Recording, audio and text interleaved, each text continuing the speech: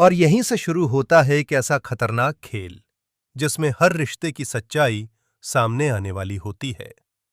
प्रथम उस बुजुर्ग की बात को गंभीरता से लेते हुए चुपचाप जांच शुरू करता है और सबसे पहले वो घर के हर सदस्य के व्यवहार पर नजर रखने लगता है। दूसरी तरफ निहारिका अंदर ही अंदर घबराई होती है, लेकिन ऊपर से सबके सामने खुद को संभालने की कोशिश करती है। रात होते ही प्रथम चुपके से उस जगह पर जाता है जहां माताजी को आखिरी बार देखा गया था, और वहां उसे कुछ ऐसे निशान मिलते हैं जो साफ इशारा करते हैं कि ये कोई साधारण मौत नहीं थी।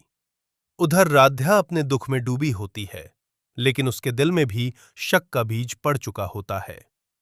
अगले दिन जब सब लोग अस्थियां लेकर जाने की तैयारी कर रहे होते हैं, तभी अचानक राध्या को अपनी नानी का एक पुराना बॉक्स मिलता है जिसमें कुछ कागज और एक चिट्ठी होती है।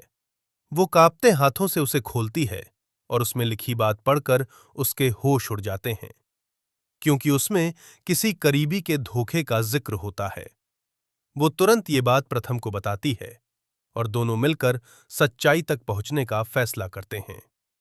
इसी बीच निहारिका को एहसास हो जाता है कि अब उसका राज ज्यादा देर तक छुपा नहीं रह पाएगा, और वो एक खतरनाक कदम उठाने की सोचती है। रात के अंधेरे में वो उस बॉक्स को चुराने की कोशिश करती है, लेकिन तभी प्रथम उसे रंगे हाथों पकड़ लेता है।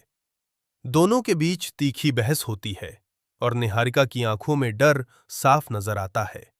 वो बार बार खुद को निर्दोष साबित करने की कोशिश करती है, लेकिन उसके हाव भाव कुछ और ही कहानी बयां कर रहे होते हैं।